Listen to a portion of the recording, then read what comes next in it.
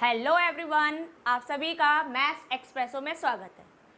चलिए अब स्टार्ट करते हैं क्वेश्चन नंबर 3। यहाँ पर आपको 3 टर्म्स मल्टीप्लिकेशन में गिवन है, तो कैसे इसे सॉल्व करेंगे आइए देखिए।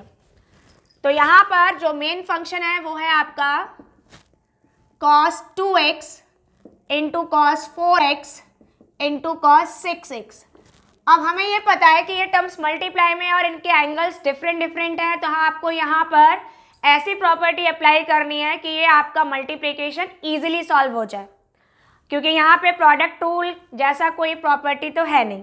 तो क्या करें हमने यहाँ पे आइडेंटिटी यूज करने वाले हैं। आइडेंटिटी क्या है आपकी, कॉस के टर्म्स में जो हम लिखेंगे तो ये होता है cos A into cos B। अगर हम यहाँ 2b लिख दें तो ये हो जाएगा 2 cos A into cos B। ये होता है आपका cos A plus B and plus cos A minus B, मतलब दोनों ही टर्म्स cos में होंगे। तो आप जब प्रॉपर्टी लगाओगे तो आपका रिजल्ट होगा cos A plus B and plus cos A minus B। हम यहाँ पर इसको यूज कर सकते हैं, लेकिन प्रॉब्लम ये है कि आपके पास में सारे नंबर्स तो है बट 2 नहीं है। तो कोई प्रॉब्लम नहीं है, आप इसमें 2 मल्टीप्लाई डिवाइड कर सकते हो, या फिर सिंपली आप इस 2 को यहाँ डिवीजन में भी ले जा सकते हैं। तो जब आपने इसको लिखा तो आपका रिजल्ट आया integration of cos A plus B। अब A प्लस B लगाना तो चाहते हैं, लेकिन हमारे पास में 3 टर्म्स हैं और यहाँ पे कितने 2 टर्म्स हैं। तो आप सबसे पहले एनी 2 जो भी आपके टर्म्स मल्टीप्लाई में है उसमें इस प्रॉपर्टी को यूज कर लीजिए। तो आपने जब इसको यूज किया तो ये आपका हो गया, हमने इन दोनों को यूज किया है, तो ये आपका रिजल्ट आया cos A plus B means cos 2x plus 4x and plus cos A minus B, तो cos 2x माइनस 4x, और जो भी रिजल्ट है उसके डिवीजन में आएगा 2, क्योंकि आपके पास में 2 नहीं था, और एक और आपका function cos 6x dx remaining रह गया। ठीक है, तो इसका मतलब ये हुआ कि आपने पहले 2 फंक्शंस जो थे आपके cos 2x and cos 4x, उसमें आपने इस प्रॉपर्टी को यूज किया है। तो जब आपने इसको यूज कर लिया तो आपके इस तरह से रिजल्ट आया। अब हम इसे सिंप्लीफाई करते हैं, 1/2 बाहर आ गया, ऐड हो गया ये टर्म cos 6x, ये आपका आ गया cos माइनस 2x, और यहाँ दोनों ही टर्म्स में आपको 6x का मल्टीप्लाई करना है।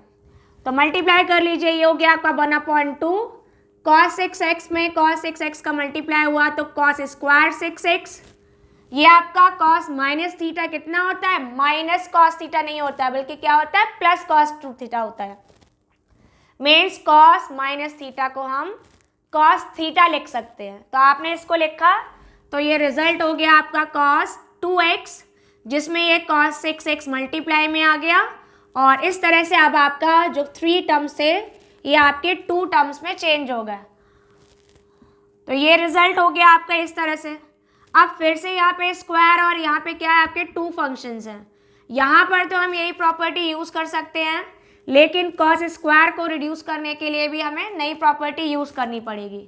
तो कैसे यूज करें, यहाँ पर एक प्रॉपर्टी होती है since cos square theta is equal to होता है 1 प्लस cos 2 थीटा अपॉन 2। इसका मतलब ये हुआ कि अगर हमें cos में स्क्वायर को हटाना है तो हम प्रॉपर्टी यूज करेंगे 1 plus cos 2 theta upon 2। Use कर लीजिए इसको यहाँ पर, तो ये आया रिजल्ट cos स्क्वायर 6x हुआ 1 प्लस cos 6 का डबल करेंगे 12x अपॉन 2, और cos 2x into cos 6x में यूज करेंगे तो ये हो जाएगा आपका cos 2x plus 6x and plus cos 2x minus 6x upon 2।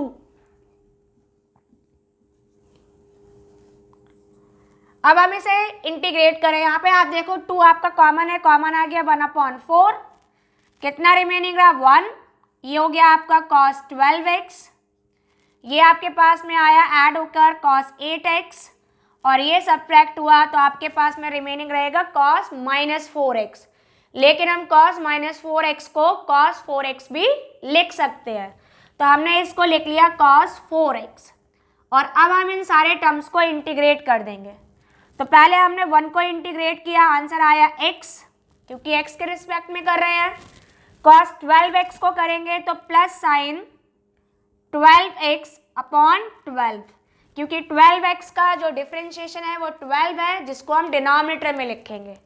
फिर cos 8x को किया तो ये हो गया आपका sign 8x upon 8। cos 4x को करेंगे तो ये हो गया आपका sine 4x upon 4 and plus c।